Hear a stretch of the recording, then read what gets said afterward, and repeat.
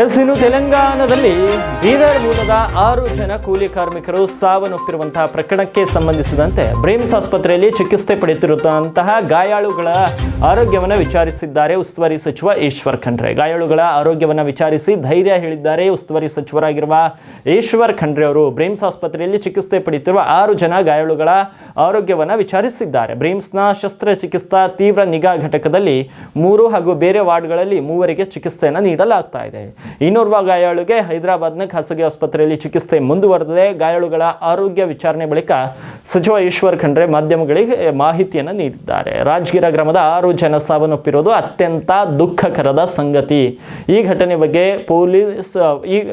ಬಗ್ಗೆ ಫೋನ್ ಕರೆ ಮೂಲಕ ಮುಖ್ಯಮಂತ್ರಿಗಳ ಗಮನಕ್ಕೂ ಈ ವಿಷಯವನ್ನ ತಂದಿದ್ದೇನೆ ಅಂತ ಸಚಿವ ಈಶ್ವರ್ ಖಂಡ್ರೆ ಹೇಳಿದ್ದಾರೆ. ಇನ್ನು ಸಿಎಂ ಪರಿಹಾರ ನಿಧಿಯಿಂದ ಮೃತರ ಕುಟುಂಬಕ್ಕೆ 5 ಲಕ್ಷ ರೂಪಾಯಿ ಪರಿಹಾರ ನೀಡಲಾಗುತ್ತೆ. ಮೃತರ ಕುಟುಂಬದ ಜೊತೆ ಹಾಗೂ ಗಾಯಾಳುಗಳ ಜೊತೆ ನಮ್ಮ ಸರ್ಕಾರ ಇರುತ್ತೆ ಅಂತ ಈಶ್ವರ್ ಖಂಡ್ರೆ ವಿಶ್ವಾಸವನ್ನ ನೀಡಿದ್ದಾರೆ. ಪರಿಹಾರ ವ್ಯವಸ್ಥೆಯನ್ನು ಮಾಡ್ತೀವಿ. ಇಲ್ಲೇ ಎಲ್ಲ ಟ್ರೀಟ್ಮೆಂಟ್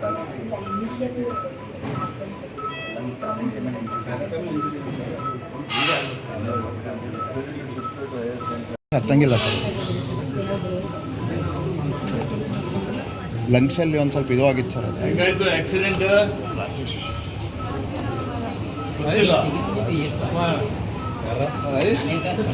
ಆರಾಮಾಯ್ತದ, ಚಿಂತೆ ಮಾಡಬೇಡ, ಎಲ್ಲ ವ್ಯವಸ್ಥೆ ಮಾಡ್ತಾ ಇದ್ದೀವಿ.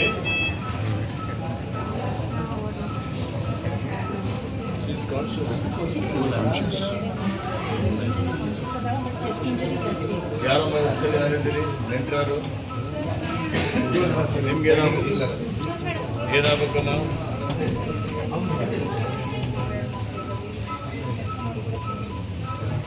ಎಷ್ಟು ದಿವಸ ಆಯ್ತು ಹೋಗ್ತಾರೆ ಅಲ್ಲಿಗೆ? 2 ವರ್ಷದಿಂದ ಹೋಗ್ತಾರೆ. ದಿನ ಹೋಗ್ತಾರ? ಏನು ಕೆಲಸ ಮಾಡ್ತಾ ಹೋಗ್ತಾರೆ?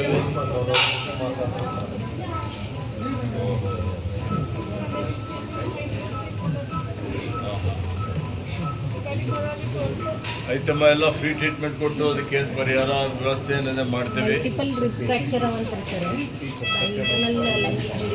ಇಲ್ಲೇ ಎಲ್ಲ ಟ್ರೀಟ್ಮೆಂಟ್ ಆಗುತ್ತೆ.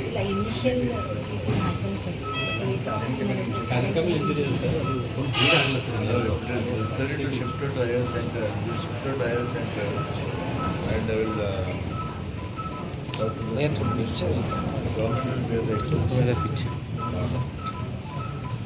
ಎಲ್ಲಿ ಹೋಗ್ತಾರೆ ಕೆಲಸಕ್ಕೆ?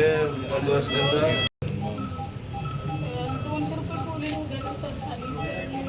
ಇಲ್ಲೇ ಕೊಡ್ತಿದ್ದೇವಲ್ಲ ಜಾಸ್ತಿ ಕೂಲಿ. ಎಲ್ಲಿ ಯಾಕೆ ಹೋಗೋದಿತ್ತು? ಕೆಲಸ ನಾನು ಎಲ್ಲರಿಗೆ ಕೊಡು ಅಂತ ಹೇಳಿದ್ದೇನಲ್ಲ.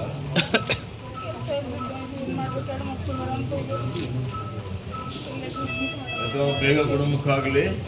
ಇದು ನನ್ನ ಕಡೆ ಕೊಡ್ತೇನೆ, ಅವ್ರ ವ್ಯವಸ್ಥೆ ಮಾಡಿ. ಏನಾಗಬೇಕು?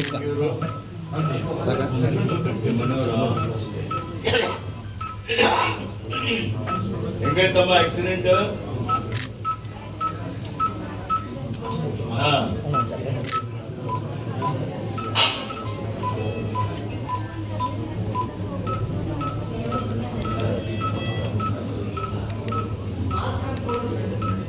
ಆಯ್ತಮ್ಮ, ನಿಮ್ಗೆ ಆರಾಮಾಯ್ತದ? ಚಿಂತೆ ಮಾಡಬೇಡ್ರಿ. ಊರಾಗೆಲ್ಲ ವ್ಯವಸ್ಥೆ ಮಾಡ್ತೇವೆ.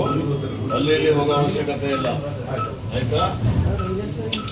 10,000 ರೂಪಾಯಿ ಅವರಪ್ಪ ಟ್ರೀಟ್ಮೆಂಟ್ಗೆ. ಎಲ್ಲ ಕರೆಕ್ಟಾಗಿ ಇಲ್ಲೇ ಡಿಸ್ಚಾರ್ಜ್ ಮಾಡ್ತಾರೆ. ಏನ್ ಹೆಸರು? ಶೋಭಾನಾ?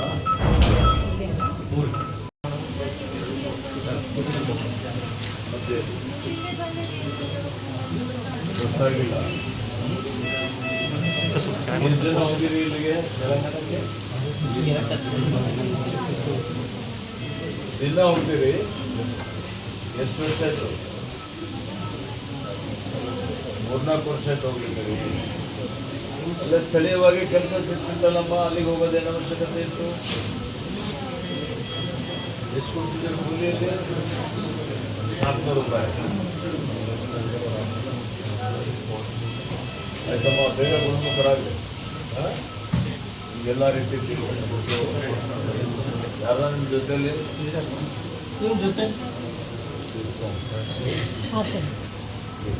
10,000 ರೂಪಾಯಿ ಕೊಡ್ತೀನಿ, ಬಾಕಿದೆಲ್ಲ ಫ್ರೀ ಟ್ರೀಟ್ಮೆಂಟ್ ಕೊಡ್ತಾರೆ. ಆಯ್ತಾ? ಇದೆಯಮ್ಮ?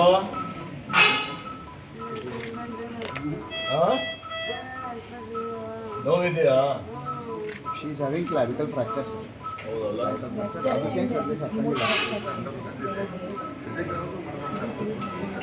ಲಂಗ್ಸಲ್ಲಿ ಒಂದು ಸ್ವಲ್ಪ ಇದು ಆಗಿತ್ತು ಸರ್. ಹೆಂಗಾಯ್ತು ಆಕ್ಸಿಡೆಂಟ್? ಗೊತ್ತಿಲ್ಲ. ಆರಾಮಾಯ್ತದ? ಚಿಂತೆ ಮಾಡಬೇಡ, ಎಲ್ಲ ವ್ಯವಸ್ಥೆ ಮಾಡ್ತಾ ಇದ್ದೀವಿ.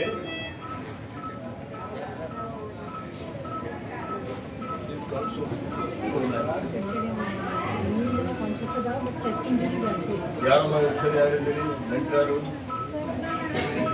ನಿಮ್ಗೆ ಏನಾಗಬೇಕಮ್ಮ?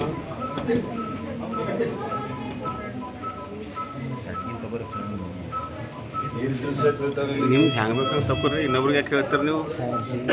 ನಿಮ್ಗೆ ಹೆಂಗೆ ಬೇಕಂತ ತಗೋರಿ, ದಿನ ಹೋಗ್ತಾರ? ಹೆಂಗೆ ತಗೋರಿ ನೀವು? ಏನು ಕೆಲಸ ಮಾಡ್ಕೊಂಡು ಹೋಗ್ತಾರೆ ಅಲ್ಲಿ?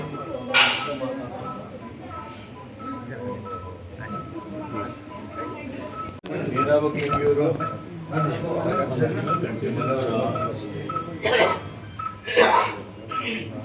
ಹೆಂಗಾಯ್ತಮ್ಮ ಆಕ್ಸಿಡೆಂಟ್? ಹಾಂ,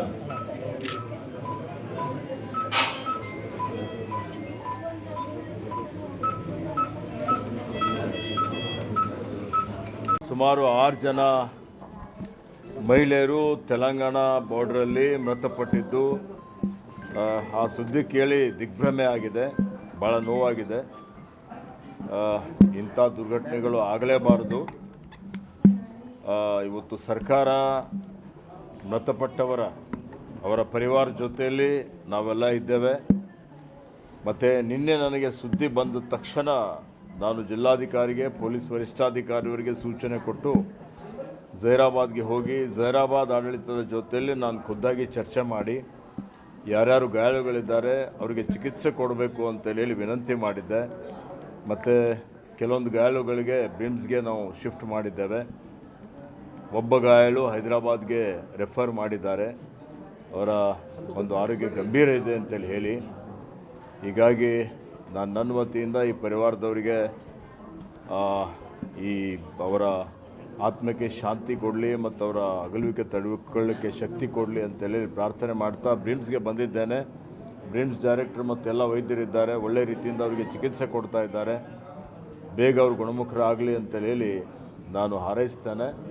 ಮಾನ್ಯ ಮುಖ್ಯಮಂತ್ರಿಯವರ ಜೊತೆಯಲ್ಲಿ ದೂರವಾಣಿ ಮುಖಾಂತರ ಮಾತನಾಡಿದ್ದೇನೆ. ಬರೋ ಹೊತ್ತಿನಲ್ಲಿ ಅವರಿಗೆ ಮಾಹಿತಿಯನ್ನು ಕೊಟ್ಟಿದ್ದೇನೆ. ಮತ್ತು ಇದು ಬಡ ಪರಿವಾರದವರಿದ್ದಾರೆ, ಆ ಪರಿವಾರಕ್ಕೆ ಸಾಂತ್ವನ ಹೇಳಲಿಕ್ಕೆ ಮುಖ್ಯಮಂತ್ರಿಯವರ ಪರಿಹಾರ ನಿಧಿಯಿಂದ 5 ಲಕ್ಷ ರೂಪಾಯಿ ಕೊಡಬೇಕು ಅಂತ ಕೇಳಿದ್ದಕ್ಕೆ ಅವರು ಒಪ್ಪಿಗೆಯನ್ನು ಸೂಚಿಸಿದ್ದಾರೆ. ಸರ್ಕಾರ ಅವ್ರ ಜೊತೆಯಲ್ಲಿ ಇದೆ ಮತ್ತು ಪರಿವಾರದವರೆಲ್ಲರ ಜೊತೆಯಲ್ಲಿ ನಾವೆಲ್ಲ ಇದ್ದೀವಿ ಅನ್ನುವಂಥ ಮಾತನ್ನು ಹೇಳಲಿಕ್ಕೆ ಬಯಸ್ತೇನೆ.